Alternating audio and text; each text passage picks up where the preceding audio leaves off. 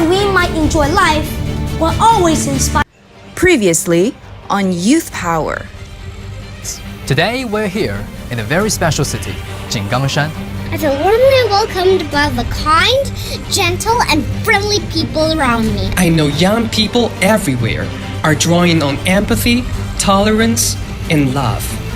Welcome to the second episode of Youth Power with the theme of the great founding spirit of the CPC guides us forward. When I grow up, I want to be an entrepreneur. Let our youth be courageous enough to step into the spotlight of the world stage. The spirit of Zhang and tens of thousands of others who fought, which we might enjoy life, will always inspire a new generation. Though we may work in different fields, fight for different dreams, the quality we need is the same: stay empowered. Welcome to the third episode of Youth Power. The theme of this episode is Gifts of Mystery for Neighborly Friends. Man should be slightly better looking than a monkey. An exception. Many people are surprised to hear how long I have lived in Beijing. China became my home. It is something that will long endure into the future. Welcome to the fourth episode of Youth Power. Why Chinese people can't fly? You can fly, like, go! You can fly. Yeah, exactly.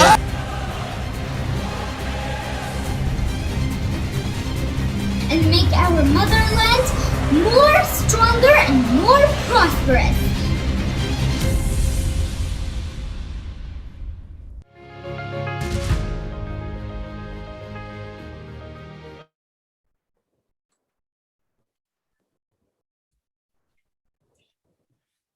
Welcome to the Global Youth Power interview of Global Unitalks today. Welcome all these participants. You are welcome to speak out your opinion, your perspective about Generation Z. Before we go on to your interview session, I will like to give you a brief introduction of the Youth Power and the questions which you are going to ask today.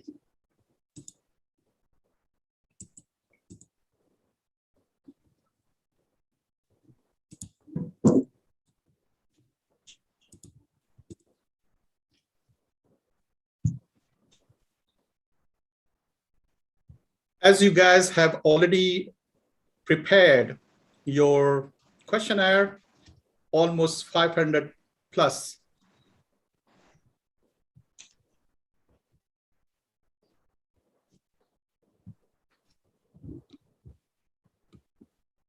Okay, can you hear me? Yes, Professor. Sure. Thank you. Great. So, as you know, more than 500 plus people have already give the interview on the Generation Z. And I'm going to share you some results before we start. You can see here the Generation Z's main advantage. The most of the people who voted for is creative and being flexible thinkers. Second question, what kind of comment annoys Generation Z most? Young people nowadays just can't endure hardships anymore. So this is something very interesting. You can see the opinion of youth from over 177 countries. And it's amazing that the answers are very, very encouraging. What is the biggest misunderstanding about Generation Z? The people answered they don't take work seriously and quit whenever they want. The next, what makes Generation Z the most anxious, feeling fearful and powerless about the future? What internet phenomena do Generation Z want to complain about the most? Emotional quarrel and internet violence. What issue does Generation Z care about most? New technology. as a Generation Z, what do you think the world will be like in 2050? Is there anything from science fiction movie that will become reality? Most of the students said meta universe comes true in form of virtual clones. People can enter the computer, simulated virtual space. That is amazing. I think that is the future which Generation Z see in 2050. Similarly, what kind of philosophy does Generation Z embrace? Accept the ordinary me. Most of the people agree that. What kind of online rights would Generation Z like to enjoy? The right to express, the free to express opinion without being contradicted. As a Generation Z, what kind of mystery box would you pay for? And most of the Generation Z chose tour mystery box.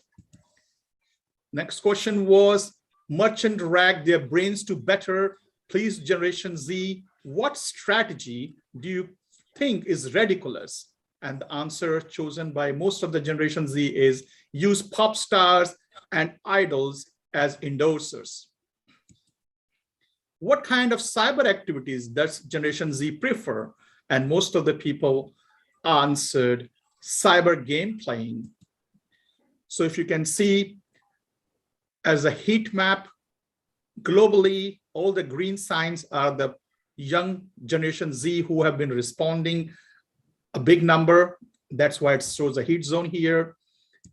And we are very glad that we covered almost 177 countries for this survey. So today we are going to have very interesting questions, which I just mentioned, and we wanted to have your perspective on these questions. You feel free to speak your mind. You come from different countries. You come from different regions. You come from different environments. So everybody's opinion is very important and it's valued. So let me introduce now one by one the speakers today. Let me start with Mr. Dhyan Barua. He's coming from India. Mr. Chia Yu Chen, he come from Singapore. Mr. Ayman Hassan come from Bangladesh. Ms. Dinadi comes from Sri Lanka. And Ms. Mahashamshi comes from United Arab Emirates. So you can see on the screen the lot of questions which is being put forward to this young Generation Z representatives from different countries to speak up their ideas, their mind, and I'm sure that everybody today will enjoy their opinions. So I would like to request Ms. Dinadi to take up the first question and give her opinion on this. Ms. Dinadi, the floor is yours. Thank you very much. So the first question to open today's event is, what is the biggest advantage of Generation Z? Well, in the way that I look at this, I feel like the biggest advantage that Generation Z has in comparison to all other generations is the open-mindedness of Generation Z and how we allow each and everybody to be themselves regardless of what they look like and regardless of what they want and what they want to achieve in their lives, right? So we see that nobody is afraid to be themselves. Whether you dye your hair pink, whether you dye your hair black, it doesn't matter. You are accepted for who you are and what makes you happy. And I feel like that's the first step towards development, is allowing and providing people the freedom to be themselves and not judging people according to things like what gender you are, what race you're from, how educated are you, what do you choose to do as an occupation. But I feel like when it comes to Generation Z, you are allowed to do what you want. It's a world with no barriers. And I feel like, especially tackling on those points, right? We see that in Generation Z, there's so much of women empowerment. It doesn't matter if you're a woman and you're a mechanic, you're not looked down upon. And you are allowed to be there. You're allowed to do what you love. And that is very important. And secondly, it doesn't matter if you're black or if you're white or if you're from a different race. You're all equal. And we have developed an era where anybody is allowed to go out there with no doubt, with no fear that they will be discriminated for their race or for anything else that they possess as a human being. And most importantly, we have accepted beauty as what it is. And what I mean by that is, as Generation Z, we don't just think if you're slim, you're beautiful. If you're fair, you're beautiful. But we've broken these norms and we've brought beauty into everybody. We've realized that everyone is beautiful in their own way, and we've been open minded and inclusive that what shape you are, what color you are, regardless, you are beautiful the way you are. And having this open mindedness and including everyone and making everybody feel special for who they are has allowed and will allow us as Generation C in the future to be better developed, because now no one's afraid to be themselves, no one's afraid to give their opinion, no one's afraid to give their feedback. So what happens is that all of these together, we create a better future, we create a more enhanced development than what was before, and this is what we aim as Gen Z. So this is why we believe that Generation C's biggest advantage is the inclusiveness and the open-mindedness. Thank you.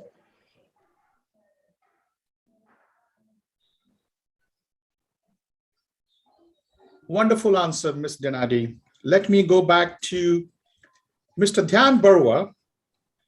Which comments about Generation Z annoys you the most?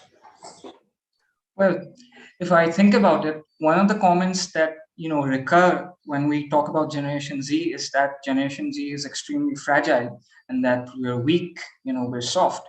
But I don't really agree with this sentiment. Our generation has a greater scientific awareness than the generations before. And because we have this scientific awareness, we are more conscious and we are more concerned about our mental health. Mental health isn't something that you can solve by yourself. You have to come open about it. And people from our generation are more open about it. People from our generation are more likely to seek professional help from therapists, clinicians, and so on. They even seek emotional help from their friends and families, right? And that's not being weak, that's being strong, that's being honest. You're expressing who you are, right? Stoicism isn't always good for your health because, bottling up emotions and not expressing yourself isn't going to be good for you because you're not being honest with yourself, right? And I don't think that Generation Z is weak. I believe that Generation Z has the courage to be who they are, like my friend said just now. Regardless of what color you are, what background you're from, the way you dye your hair, it doesn't matter, right? You are who you are, and you should love yourself for who you are. And that's what I believe. Thank you. Wonderful answer, Mr. Barua. Now let me call upon Ms. Mahashamshi and would like to ask her a question. What is the biggest misunderstanding about Generation Z and why you do think so? There are actually quite a few misunderstandings, as according to the survey, and as according to my opinion. But I think the most concerning misunderstanding, according to me, is that we don't take our work seriously and that we quit whenever we want to and we do not thrive towards what we want to work for. It's not true. What we don't believe in is in the rigidity of the 9 to 5 work hours. We don't look at work as something that is the opposite of play. We enjoy our work, we invest our time in doing what we love, and we create that into a product of our work. We do not look at work as something that is to be taken seriously, something that burns us out. We do not want to be previous generations who work from 9 to 5 and look forward to weekends when in reality they could be just enjoying and doing what they love, investing their time, creating the work, what they do, actually into something that is more innovative rather than something that burns them out. And I feel that, in my opinion, we're called self-centered, and Generation Z is like perceived to be more such know-it-alls.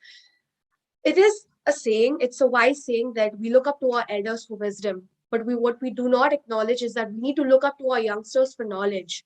There is a vast difference between what wisdom is and what knowledge is. We look up to our elders for the wise things they say, the wise lessons they have, because they have had a longer journey in their life than we have had. But knowledge, the things that we love doing, or interest in this sort of scientific awareness that's created, or interest in progressing our world further, that's where we thrive on. That's what we thrive on. It's the knowledge we know. So we might come across as know it all, but trust us, we are here for the betterment of humanity. We are here to progress the world based on what we know. And soon to be, when other generations come, we'll become the old wise men and women on this earth. So it's a process, it's a journey. Wonderful answer, Ms. Mahashamshi. So how to remove this kind of, image from the mind of the people? I would say that we're still young. We have an entire journey ahead of us to remove this misunderstanding. But one of the ways we are actually working towards removing that misunderstanding is allowing a mindset of entrepreneurship to build within the Gen Z minds. I feel like that is helping, because we now have flexible work hours thanks to the millennial generation.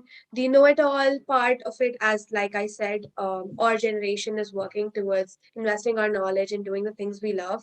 And as for the proof how removing this misunderstanding, once we grow up, once we become the adults, I think that's when we can really finally prove ourselves. Until then, it's a process for us. Thank you so much. Now let me call upon Mr. Chia Yu Chen from Singapore and wanted to ask a question to him. How you feel as Generation Z in front of others, and how you relate yourself with Generation Y and Z? Okay, thank you, Professor, for the question. And how do I feel as Generation Z in front of others? Well, I think this is a very good question. In fact, I feel proud, actually. I feel proud being a Gen Z, as we are not born in the World War II era where chaos is happening, where people are running for their lives, to survive. Basically, it's a survival era. But now we are actually born in a more peaceful, more sense of security era. And this is where technology kicks in. All right. And in fact, this makes our life actually way much easier. And we can make use of these opportunities to create the best moment of our lives.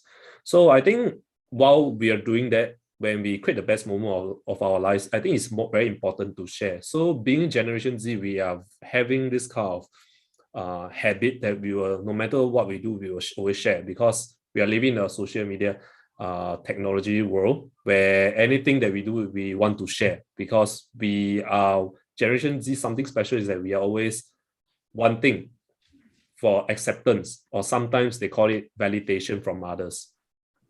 All right, then how do I relate myself with Generation Y and X?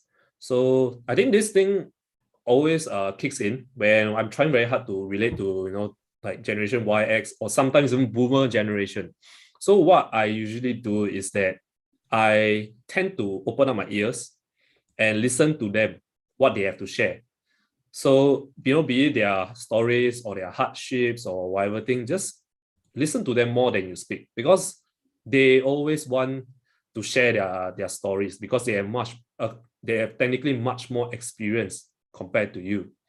Okay, so while listening to them, they sometimes might drop like nuggets of wisdoms for you to pick up. Actually, that's the best part about it when you listen. Right. So once you pick up the nuggets of wisdom, make use of it, apply those wisdom into your life experiences. And then the most important thing is share your experience or even your wisdom to the next future generation. That is where the cycle keep carry on. From boomers to boomers to Gen X to Gen Y to Gen Z. That is how it keep happening. So how I relate also, there's another technique that I use is that, do your research. Do your research on what topic that might interest to them.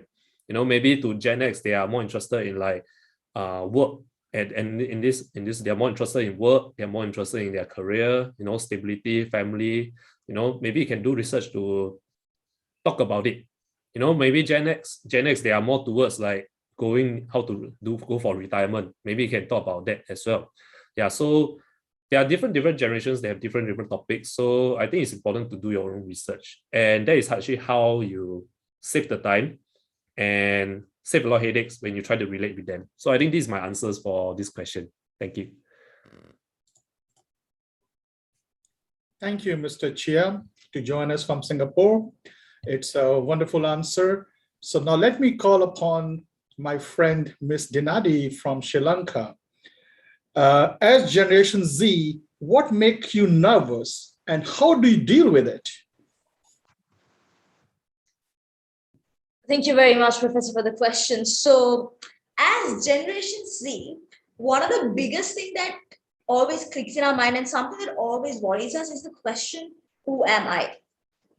We often think around that question so many times trying to figure out an answer. I find myself sitting in my bed, sitting in my chair, wherever it is, who am I? What am I supposed to do with my life? And I'm like, and sometimes I don't even know the answer to it because we are so determined in finding out who we are that we've forgotten to live. We are so focused in the future and we're so anxious about what am I supposed to do? What is my future going to be? What's the profession that suits me the most? And how am I supposed to act? How am I supposed to dress? We are too busy figuring ourselves out that we've forgotten to live. We've forgotten to be happy, to say the truth, right? And I think how we could deal with this question is to go out there and try out different things, right? When I say this, let's take an example, food. Now there's some food out there what we like, and there's some food out there that we don't like. Now, how do we figure out if we like these certain types of food? It's by trying them. So we try different types of food, we decide I like it, I don't like it, then I don't eat it. But if I like it, I'm going to keep on eating it because that's what I like. Now, the same thing applies when it comes to figuring out who you are. You involve yourself in certain different things. So if you like it, you continue it, and you figure out that this is who I am.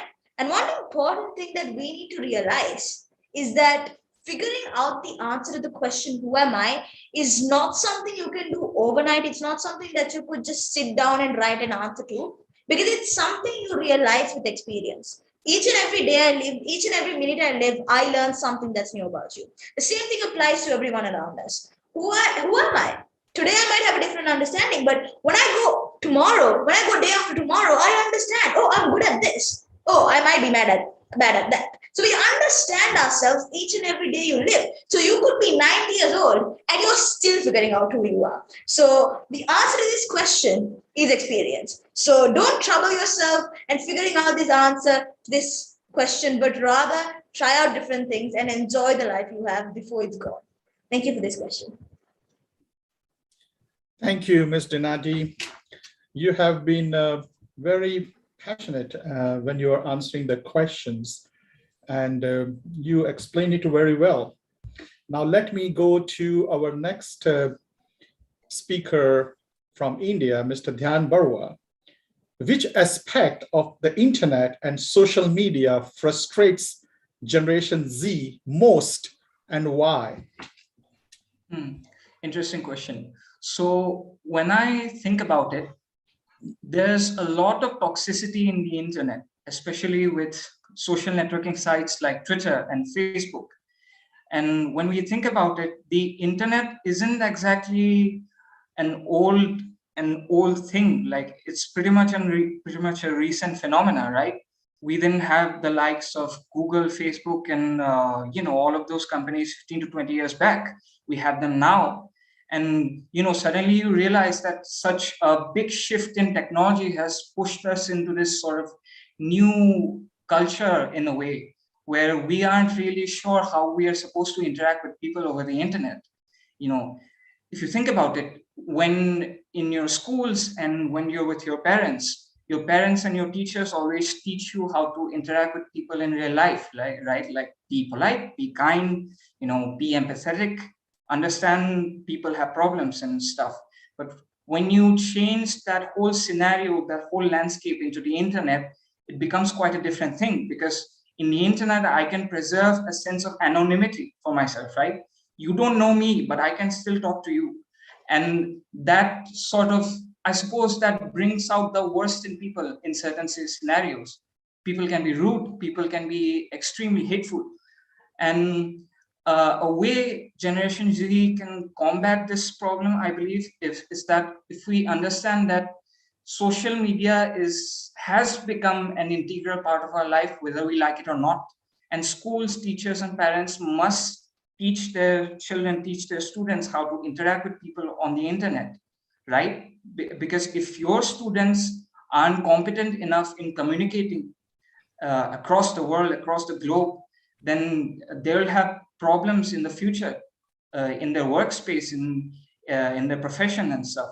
So that's the problem I believe that we are facing right now, that there's a lot of toxicity on the internet, and we need to come up with new ways to deal with those things. Thank you.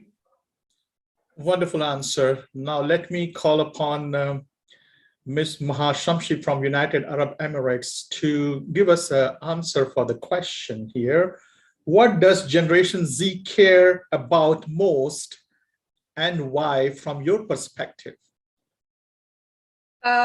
Okay, so according to the interactions I've had with my friends, I believe that they care about new technology a lot.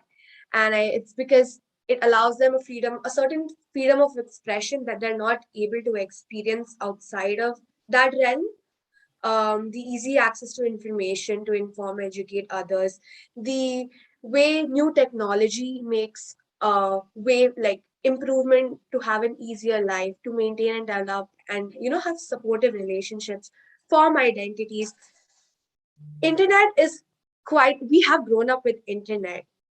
If new technology progresses that for us, we are obviously going to take that route, right?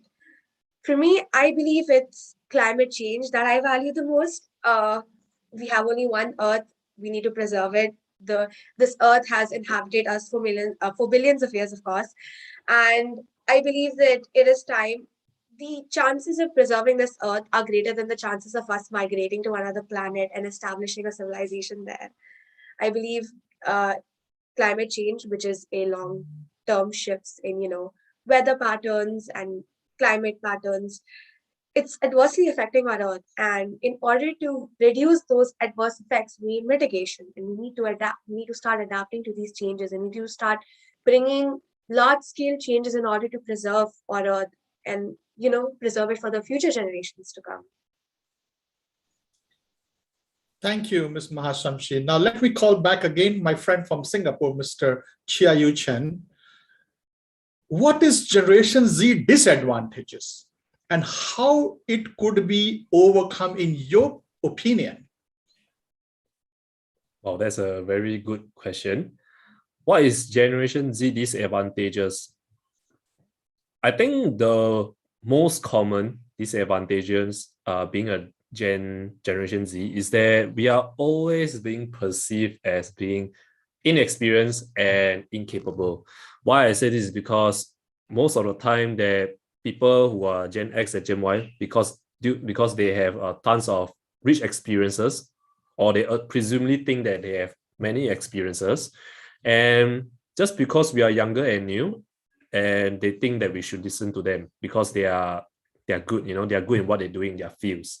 And because of this, if we don't listen to them, we have our own opinions, and we are strong in our own ways of thinking or own ways of doing.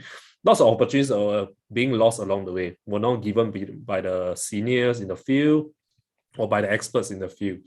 And usually we see this as a threat. Usually they see us as a threat. But the thing is, we have to acknowledge that being a Generation Z, we have something that they don't have, is that we are young and we are energetic. This is something that they want, but they don't have. So the thing is, how can we overcome this?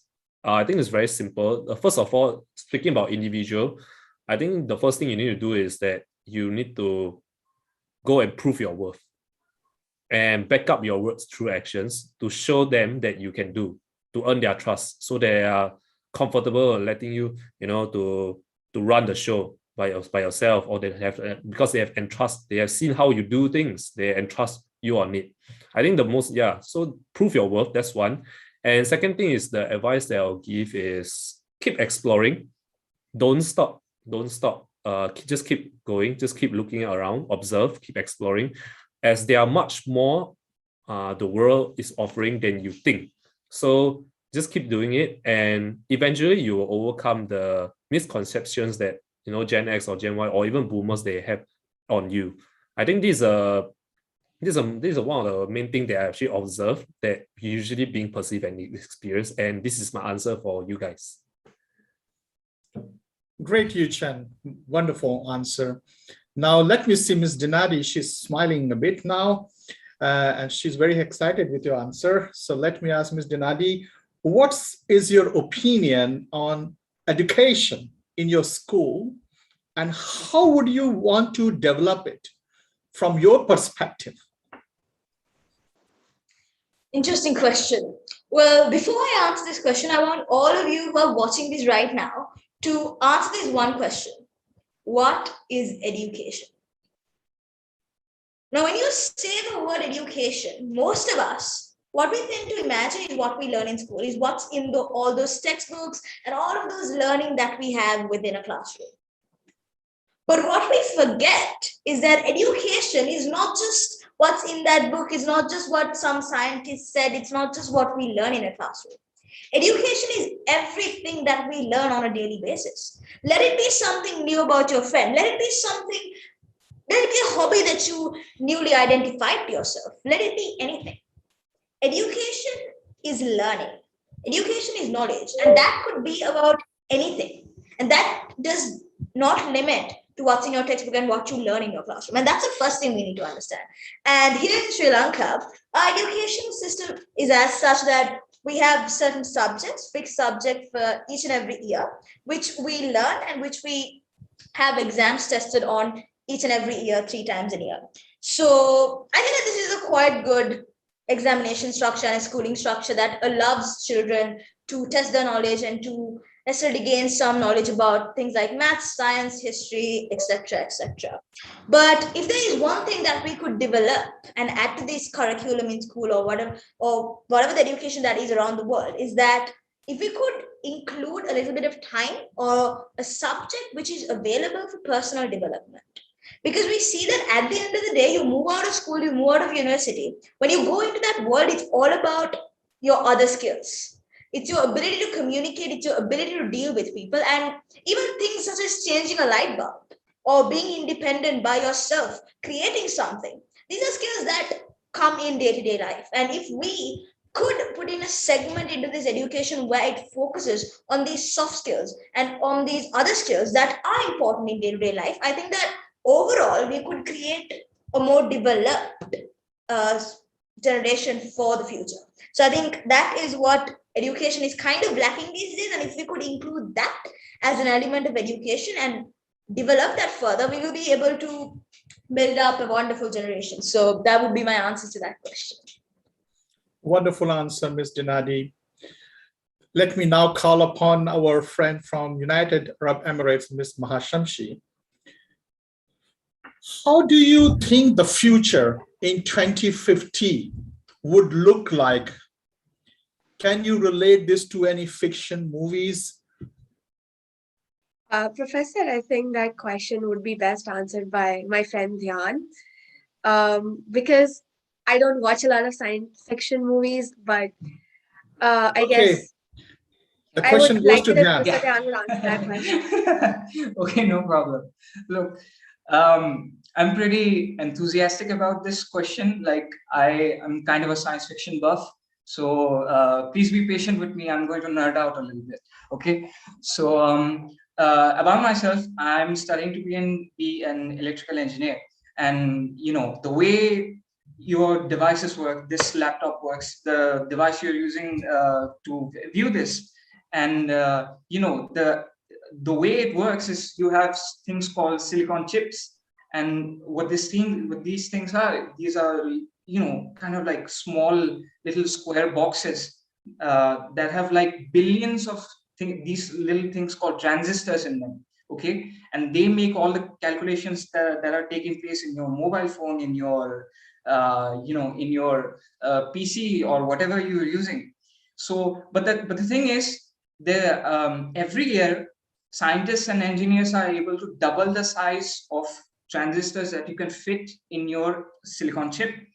However, this thing has a limit because those chips are using atoms, obviously, and atoms have a finite size. They have a finite, room. They have a finite space that they can occupy, and you can't keep on, increasing the amount of transistors that you can fit into your chip. So what do we do now? Do we stop? Do we, whatever speed our computers can reach, do we just say, okay, fine, this is it, we can't go any further? No, there's actually some really good alternatives to silicon chips.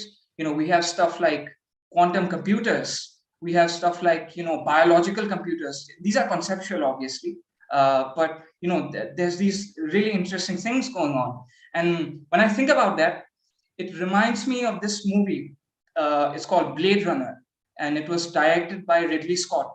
I don't remember the year, but it was inspired by this book written by another author, Philip Dick. Do Androids Dream of Electric Sheep? Yeah. It's really cool. So it explores a world where computing has become so advanced, like computers and artificial intelligence technologies can almost rival human intelligence. And what they do is, in the future, they use these sort of robots, these androids, and use them as sort of like cheap labor. And these things bring up interesting perspectives because there are so many jobs, so many skills that are slowly being replaced by automation, slowly replaced by robotics, slowly replaced by artificial intelligence. Like 50 years ago, the car that you drive would have been assembled by a team of engineers, team of mechanics. They'll make the whole thing. Right now, we can do the whole stuff with just robots. And this is a double-edged. This is kind of it's a strange situation because it's kind of a double-edged sword. Because on one hand, you can increase your productivity with machines, with artificial intelligence, but at the same time, you're also limiting job opportunities, right? Like so many people could have taken those jobs, like and so many occupations are being taken up by artificial intelligence as well. The more we advance, the more it's kind of like a Pandora's box, right? You open it, you get the good stuff and you get the bad stuff. So I believe we have to accommodate ourselves with that. And I'm a little bit excited, so I'll give you another movie. Not movie exactly, a technology that's being really that we have been making some serious advancements, and that is gene manipulation, right? So like we have this thing called CRISPR, CRISPR. CRISPR is basically a sort of a protein that scientists have developed that can help you to edit DNA and make changes within embryos and stuff.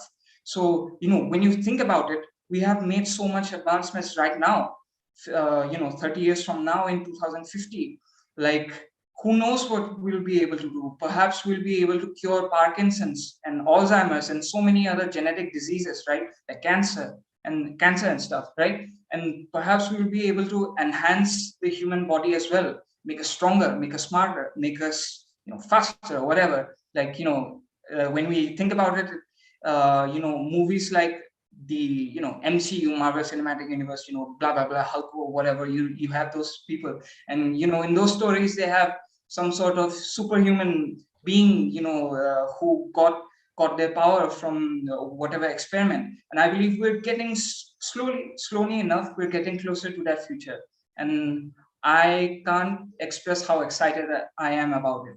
So that's my opinion. Thank you. Lovely, Dhyan Barua. So, Ms. Mahamshi, you knew very well that Mr. Barua from India, he may answer this question quite well. So it's wonderful. Okay, I could see the excitement on his face. Yes, I agree with you. So now let me give you another question. What is the philosophy of your generation and why you had this philosophy? See, that is my arena to speak upon. I love philosophy, I love psychology, so I'm just gonna throw a bunch of Jungian words here and there, so just bear with me. personally, my parents have always taught me to sort of mold myself, sort of make myself adjust to the needs and to the desires of others. You know, adjust yourself like this, and others won't say anything. Make yourself like that, mold yourself into that, and nobody else will say anything to you because they're so afraid of what other people have to say. Even in psychology, in especially in Indian culture or in South Asian cultures, we have this. There is no clear dichotomy between self and others. We have to mold ourselves. We have to sort of adjust ourselves to how the society is, to how others want us to be. But that is the thing about our generation, right? We need to establish rigid boundaries as to what we are comfortable with and what we are uncomfortable with. When that is why the philosophy of Gen Z is to be able to say no. It's very simple, right? Just like two letters, no. But it has so much emphasis, it has so much impact on the other person that we can't help but wonder, oh, okay, why am I causing nuisance to the other person if I can just prevent that, if I can avoid conflict by just saying yes and just, just abiding by what they're saying, to not just cause any nuisance, to not cause any problems to them. But if you want to establish yourself as a person, our generation, it's about accepting what other people's personalities are, what their identities are, what their boundaries are. Dinadi beautifully explained it. I love the way she explained it. So I just want to take sort of that lesson from her. And I want to emphasize on the fact that to say no is not to reject someone else. To say no is not to, disrespect someone else. You're just establishing boundaries that define you as a person, that define you well as a person separate from others. That is required. It's to, fulfill yourself, to do what you want to do. It's not going to hurt others. It is definitely not going to hurt others, to accept others the way they are and to expect the same for yourself. you know when you say no, you should also expect that the other person will understand you if you have the empathy to understand others. So I feel like that is the philosophy of Generation Z. It's to accept others, it's to say no when it's required, and it's to establish yourself as a person clear from others. Thank you. Wonderful. Thank you so much, Ms. Mahashamshi, for your beautiful answer. Now, let me invite Mr. Ayman Hassan from Bangladesh. And the question to you is, what message will you like to give to Generation Z in the current pandemic period? That's a very interesting question, and I believe a very important one that needs urgent addressing, and thank you for that. I believe that in a time like this that we are facing, this is one thing that our previous generation hasn't faced before, and this is something that is very new to us. And so we are at the forefront when it comes to tackling the challenges associated with this pandemic. And I believe on an individual basis, there may be some out there that feels very alone with all the sufferings and their problems, like their personal problem or their family problem, or maybe their professional problem to be. But the message that I want to get across is always reach out to others and talk about your problems and talk about it to others, and don't be shy about it. You're not the only one suffering from these problems. That is what I think is very important to get out there, because many people during the span of the pandemic and throughout this lockdown has very has reduced their communication with the people that they used to communicate a lot with prior to the pandemic. So I think that lack of communication has also coincided with their lack of problem sharing, and that lack of problem sharing has resulted in them being more depressed, uh, being more anxious about what is going on in their life, and what holds on for them in the future. So I think that what I would suggest is always to reach out to your loved ones and the very people that you once used to communicate with, and share your problems, share the things that bothering you, share your anxieties, share your most worst fear, and I'm quite sure that you will find that other individuals have similar concerns of what you may be experiencing, and that may help ease whatever you're suffering, and it'll make things much more easier for you. So basically, that's the message that I want to get across throughout those to the people that are suffering through this pandemic. Mr. Iman, do you believe Generation Z is a brave generation? And if you believe so, why? I believe Generation Z is judged on a moral scale that it shouldn't be judged, because, for example, the previous generation, you can see that I've seen that there are some memes that the previous generation went on to conscription. Some of them went on to fight many wars.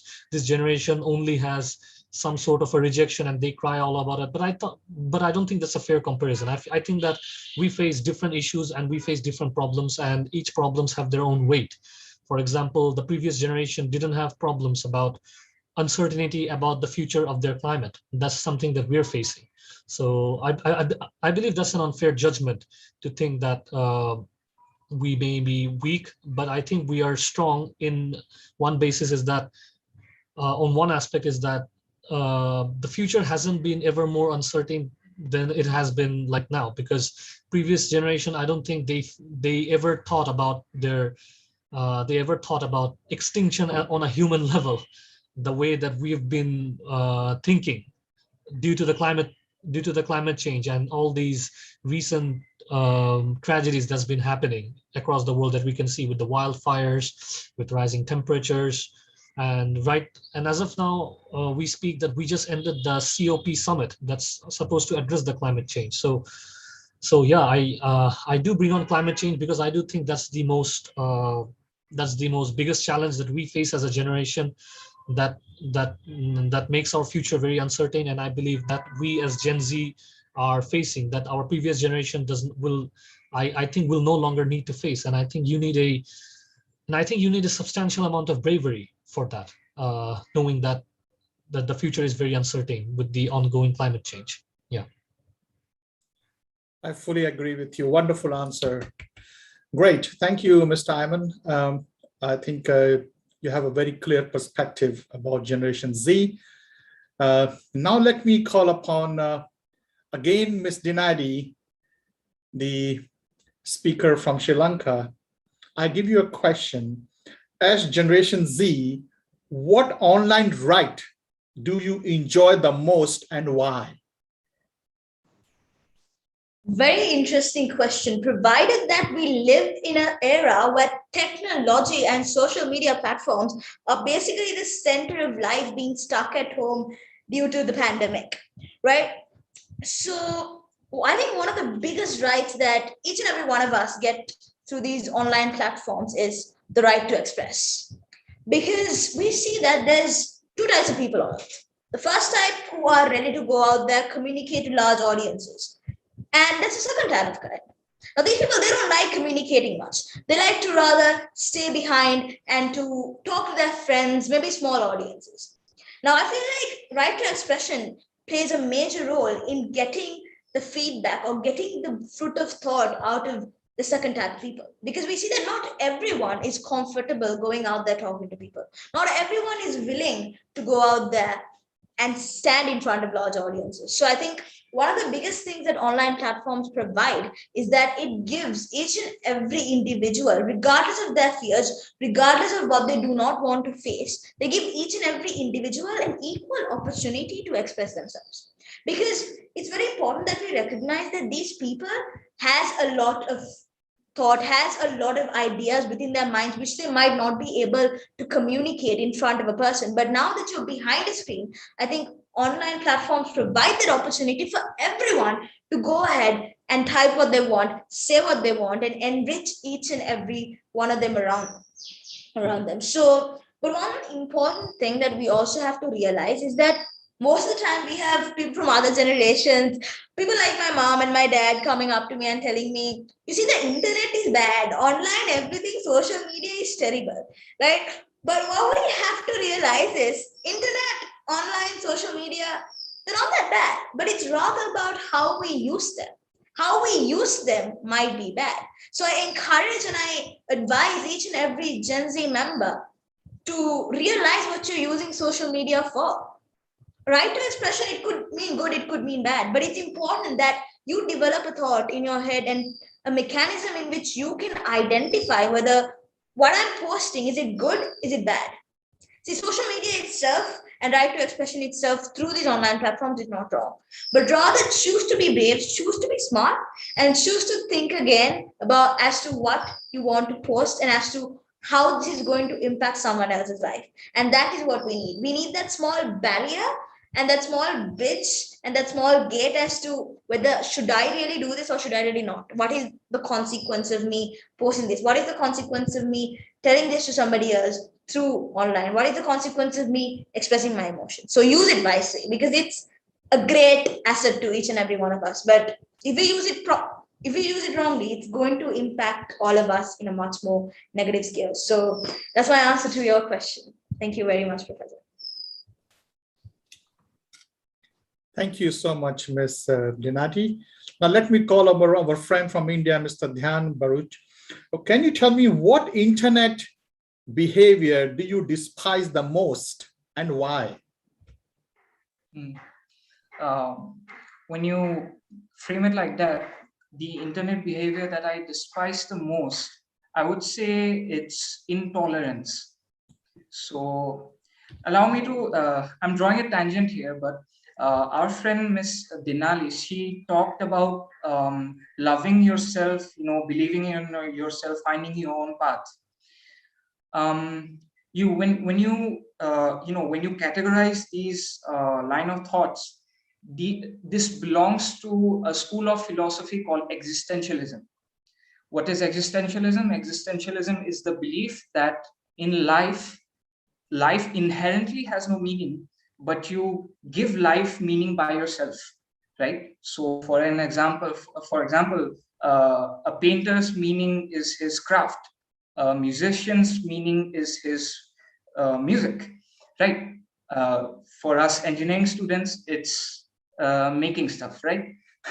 So anyways, I believe that existentialism is deeply intertwined with Generation Z. And let me provide an example. In 1999, there were two films that were released. The Matrix, which were made by the Wachowski brothers, now sisters, and Fight Club. Both of these films were existentialist movies. And sorry, I lost my connection for a minute. Apologies, I lost my connection. Sorry. So I was talking about Fight Club and The Matrix. Both of these were existentialist films, and they were both released in 1999. We're just coming into our generation, right? And I believe that it's almost symbolic that these two things are intertwined. And in an existentialist society, people gravitate towards the thing that they believe they belong towards. For example, a transgender person believes that he or she does not belong to that certain gender, that certain sex, and they gravitate towards whatever they believe that they are, right? And people with different hairstyles or whatever, doing wacky stuff, we have a tendency to laugh at them, but in reality, like they are being courageous, right? Because they accept who they are and they gravitate towards that. And we, as a culture that's increasingly coming towards social media and Twitter and stuff, we have to realize that with this existentialism, we must also inculcate tolerance, right? Because not everyone looks like you, not everyone thinks like you, not everyone believes the same things you believe. And that's my opinion on internet behavior. Intolerance is perhaps the most biggest failure. Thank you, Mr. Dhyan. Lovely answer. Now let me call upon our friend from United Arab Emirates, Ms. Mahashamshi. What kind of profession does Generation Z want to pursue in the future, and why? So a lot of my friends actually love digging into artificial intelligence and machine learning. A lot of them are interested in virtual realities and, sort of linking it to gaming, virtual gaming. And they're taking up engineering prospects in order to achieve that. So that's what they're doing. They're taking up different sorts of engineering courses, which would allow them to, progress in an AI path or in a virtual reality path. For me, I think it's the health career. Unfortunately, according to recent studies, a pandemic will be much more likely, and the COVID pandemic is not the last pandemic of the century, right? So I feel like a health career is quite interesting. It's not just becoming a doctor and pursuing medicine. You could literally be a health scientist. You could invest your time in immunology. There is mycology, bacteriology. There is microbiology. You can even go into biochemistry. I've done all my research on all of this because I'm quite interested in this field. But basically, a health career is quite interesting for a person like me because I do not, at the end of the day, I do not believe in, like having that sort of heroic complex where I want to save lives and, become hero of the day. I have compassion for helping people, but what I want to most likely work on in the future is, progressing and or advancing research that is based on health. That is it. That's my uh, the kind of profession that I would choose. Thank you. Great. So we are looking a future doctor in you or a medical professional. Yeah, great. Either of those. Fantastic. So now let me call upon Mr. Ayman from Bangladesh. I have a question for you. How will Generation Z showcase their youth power from your perspective? That's a very interesting question on its own. Thank you for that. I think that we as a generation, some of the seniors would tell us, like, first get your homework, first finish your homeworks, first get your things in order, first get your house in order, or first fix yourself before trying to address all the problems that you see that are happening across the world. But I feel like that we don't have much time, and some of us are just very eager to change the world already from the position that we're in, and we do not want to wait for us to grow up, come to a position, and then change the world. We want to do that, start doing that right now. And one of the ways we can do that is through our youth power, that I feel is by voicing our opinions across various platforms. Because previously, through our previous generation, you didn't have Facebook or Instagram or any other social media or any other channels to spread your opinions or to voice your opinions and to get them reach across the world. But now you have that, and and uh, and you do have that certain energy in you that that you can be able to speak up and voice up your opinions. And I believe that as a youth, we can use that power of voicing our opinions and getting our voice heard across various platforms and across various nations through the means of using the internet. That, I believe, how we can effectively utilize our youth power and get our voices heard, and make and help enable the changes that we think are need to be made urgently, rather than having to wait for us to grow up and then finally make the changes at a later stage. So I think that's how you can use effectively your youth power, Professor. Thank you, Mr. Ayman, for your answer. Now let me go back to Ms. Janadi from Sri Lanka. What kind of mystery box would you pay for and why? Speaking of mystery box, well, it's a mystery, isn't it? So for me, I would say my go-to choice would be a tour mystery box, because when it comes to things like clothes, maybe pencils, or whatever the other kind of mystery boxes that are available, you don't know what it looks like. You don't know whether you like it. You don't know whether it'll fit you, and you have a lot of questions in your mind. But when it comes to tour, I am a person who enjoys traveling wherever I go. It could be 15 minutes away from my house, and I would still enjoy that tour. So for me, I would say, since I'm a big adventurous person and I'm a person who loves to travel. So I think wherever the world, whatever the region you're in, there is something beautiful around the world. There's something beautiful about every single place that you visit. So I would say tour would be my go-to mystery box because it has the least risk of being something that I don't like, because traveling is always beautiful wherever you go. So for me, it would always be a tour mystery box that I would choose if I had to pay for one. Great. Good answer. So now let me go back to Mr. Dhyan Barua. What marketing strategies aimed at Generation Z are you most frustrated with, and why? Okay.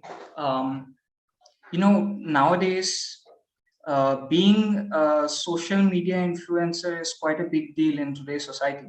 Like, there are people who have literally millions of followers on these platforms, and these guys, like, they have so much backing and love from their friends.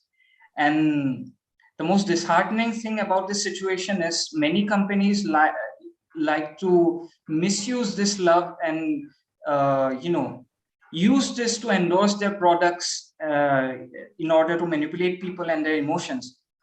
For example, like, if you are interested in some product, having a social media personality who has virtually nothing to do with the product in question has zero relevance. Like, you're basically using people's emotions and playing with them, right? And that's not good.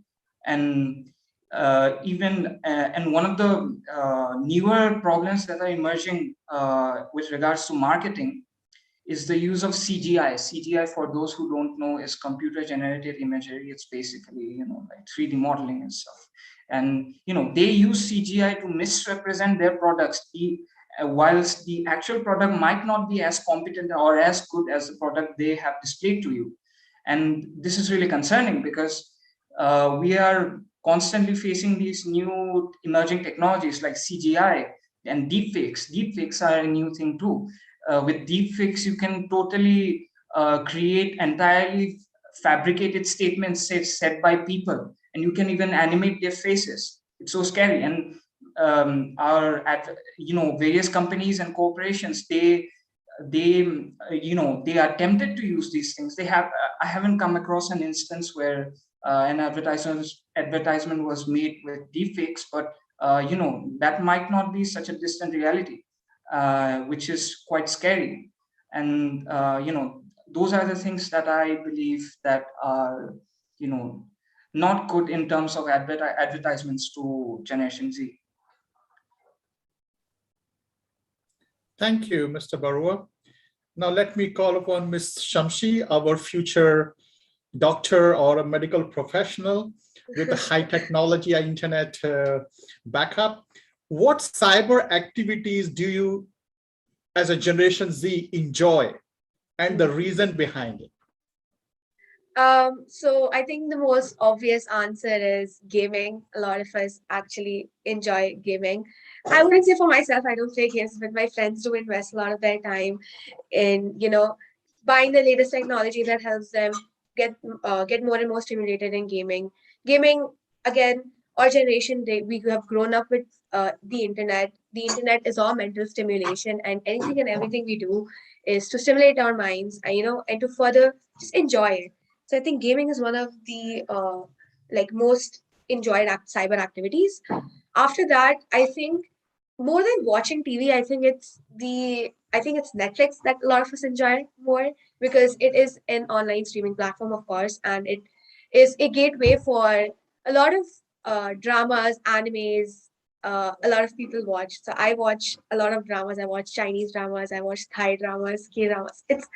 The list is endless, but my point is that the cyber activity which I enjoy the most is just watching K-dramas anywhere on YouTube or Netflix, whatever the streaming platform I get. And as for my friends, they just like gaming. I've seen a majority of them enjoying gaming as their cyber activity. Thank you, Ms. Mahashamshi. Now let me call upon Mr. Ayman from Bangladesh. Mr. Ivan, the question to you is, as Generation Z, what responsibility will you like to shoulder in 21st century and why?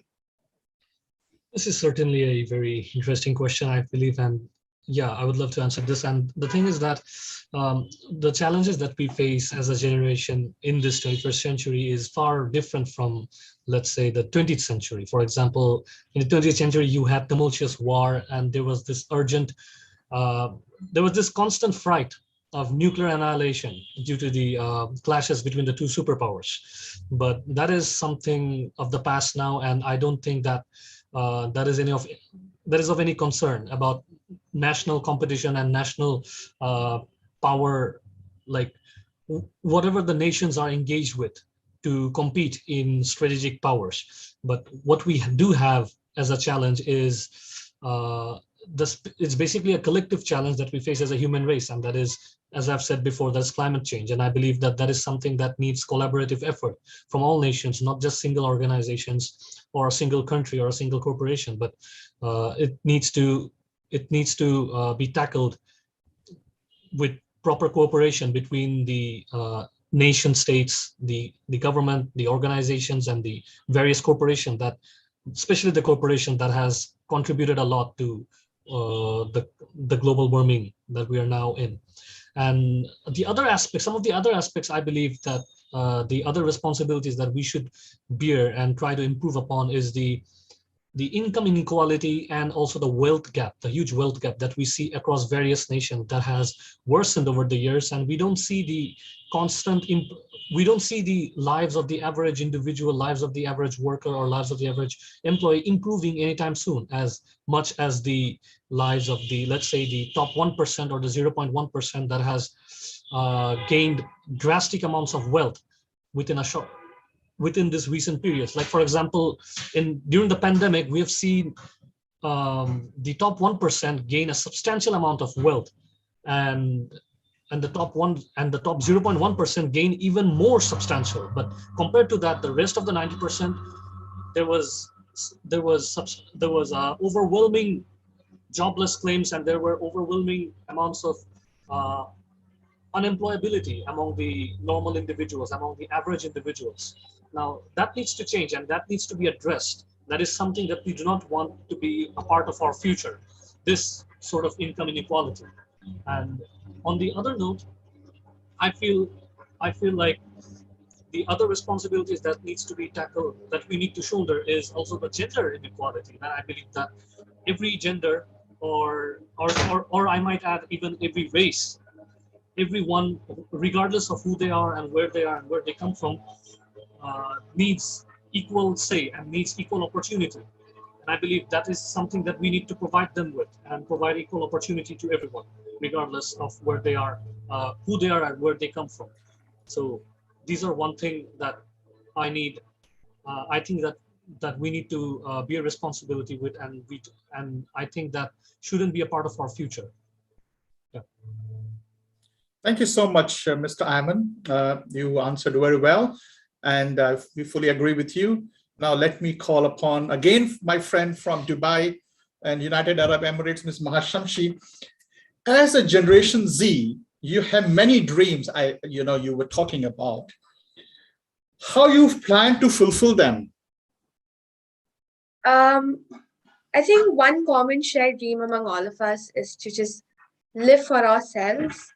In the future, we are collectivistic human beings, of course. We're not going to eliminate each other just for the sake of us. I'm not saying that, but just to live our lives for what we want to do, and how we're implementing that is in so many ways. First of all, our interests the interests we express are completely different from the previous generations, or interests of our own. Our interests aren't to please others, our interests aren't to please our parents or the previous generations. Our interests, the very fact that we're expressing our interests and our just future plans, the fact that we are not seeking or going after money, we are going after what we want. A lot of us have I don't know if a lot of us has seen like the movie Three Idiots, but a famous quote from that is that if you follow your happiness, if you do what you are happy with, success will follow along. So I, I tremendously believe that all of us like believe in have that very strong belief that we're gonna do what makes us happy, and we're not going to run after monies or any hierarchical structures where we want to climb to the top, earn lots of money, become a millionaire. That's not our plan.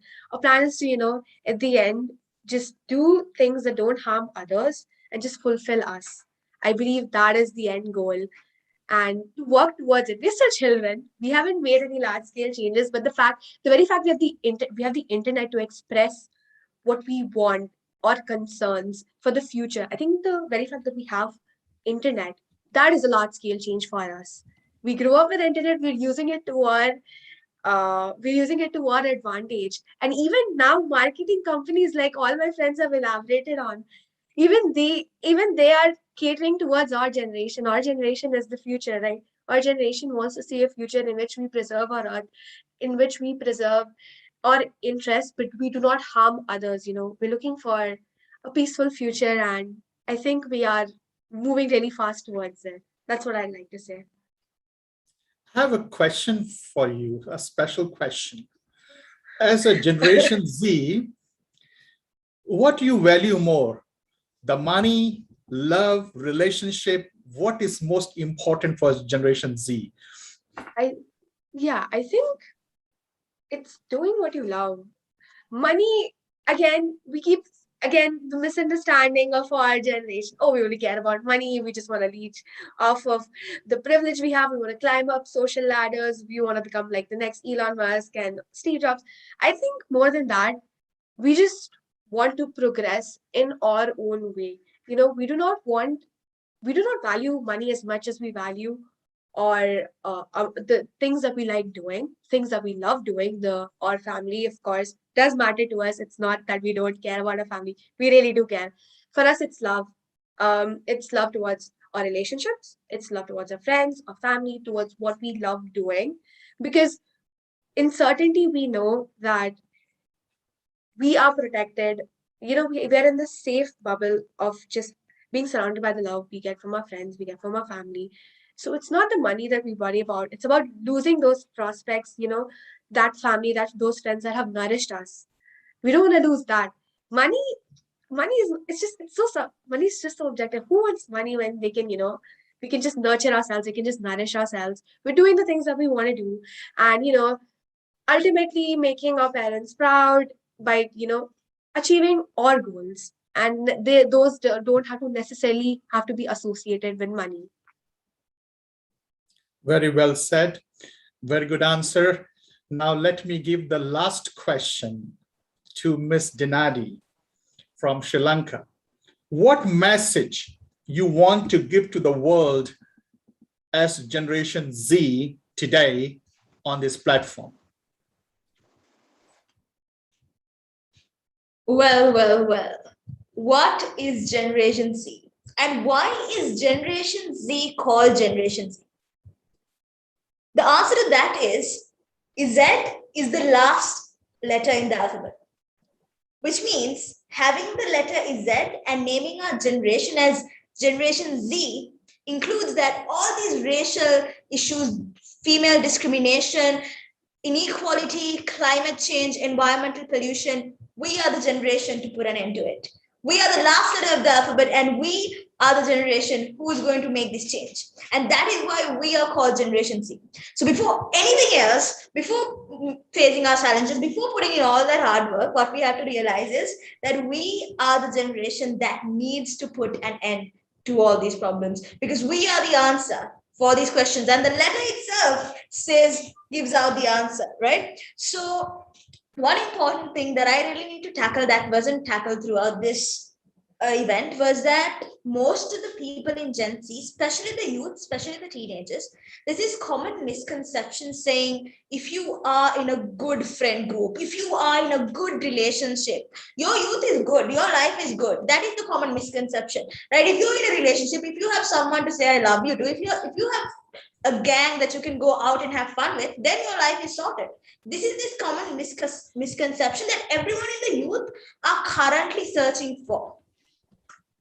Well, one thing that I need to say is that it doesn't matter. You're nothing less if you're not in a relationship. You're nothing less if you don't have that if you're not in that popular friend group. You're nothing less. And I want you to embrace yourself for who you are. Don't be afraid because people out there might tell you your ideas are absurd, you're not going to make it. But one important thing is that if we were ever realistic, we wouldn't have anything we have around here. We wouldn't have the light bulb if they were realistic. Everything that is invented is because people thought out of reality. And that's what's important about Gen Z, is because we are not realistic. And that is very important in order to progress, to not be realistic. People always say, be realistic, do this, what would happen? You have to be more realistic. But in reality, I encourage all of you, don't be realistic. Think outside the box, because each and every one of us have something that's special. What makes me different from Dhyan to what makes me different from Maha is something. Is that we're all not the same. None of us here are the same. But we have to understand as to what makes us different and embrace that. We're often very, very scared to be different. Everyone's scared to be different. We have this conscious thought, are they going to accept me? Am I going to be valid? Am I going to be invalid if I'm different? Don't be afraid to be different. Because people who are different are the people who create change. And if you want to make a change, then don't be afraid to be different. If you're different, trust me, you're more. And if you're different and you're out there as somebody who's different, that means you have the courage that most of the people out there don't have. So I want all of you to take that courage in and realize that being different is not being wrong. There's a very big difference between being different and being wrong. Identify that difference and do what the world needs and do what you think the world needs, not what the world tells you to do. Because we evolve and we make unrealistic things realistic. And most importantly, as I'm gonna say it again, we are the generation that is going to stop all of these issues. And that is something that everyone out here is very, very certain of. So I urge all of you, never ever be realistic. Over to you. Great. What a lovely ending with Generation Z's. Fantastic. Now, let me call upon our other speakers, their opinion about and what message they want to give to this world as Generation Z. So let me call Mr. Dhyan Baruch from India. What you want to say to the world about Generation Z? What message you want to give? Okay, so let's not talk about generations. Let's talk about the human race as a whole. You know, we don't realize this. We never, think about it. But we're a species that has gone through the Ice Age. We're the same species that has gone through the Black Plague. We're the same species that has endured 2 world wars, right? If you think about it, we seem insignificant, right? We're not as strong as other animals. We're not as fast. We're not as, we don't have the same endurance capabilities, but we still make it through, and that's what makes human beings so special. And that's what makes us so special, right? And things might get wrong, especially in this pandemic, right? All of us have had so many heartbreaks, so many mishaps, so many problems. Personally, I lost a friend who before I came to this university, and it's hard.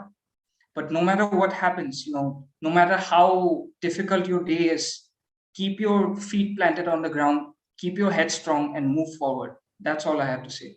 Thank you. Well said. Thank you so much, Mr. Dhyan.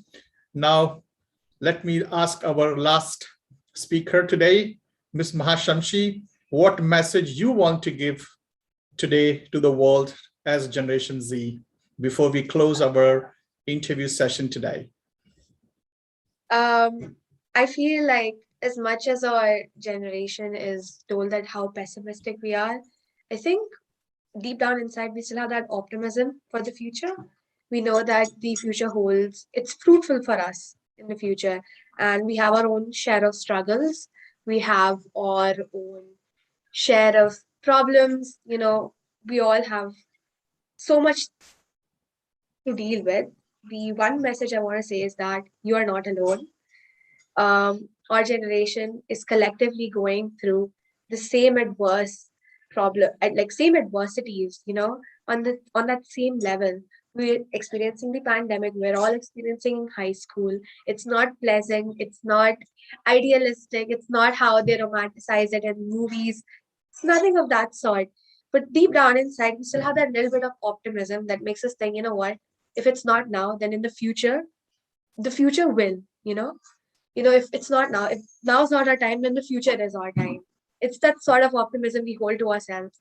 It's sort of a paradox we have between being pessimistic and being optimistic due to our external conditions. But one important message is that you are not alone. You are not alone in your adversities. Reach out to someone, and you will be so surprised that you not be surprised actually that the person next to you is actually going through the very same thing you are going through.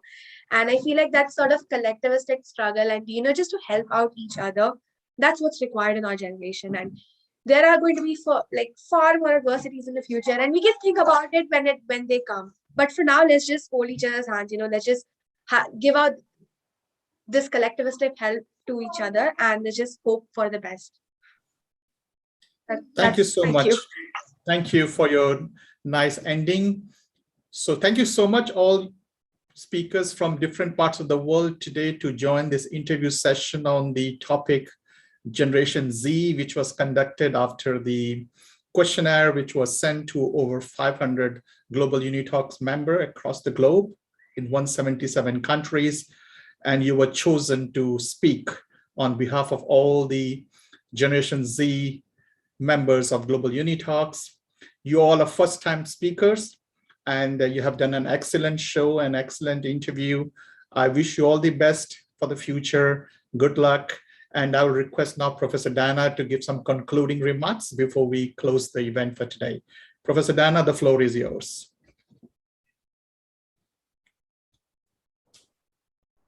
Thank you, Professor Wallace. And it was lovely watching the whole journey of the Gen Z, and very excited.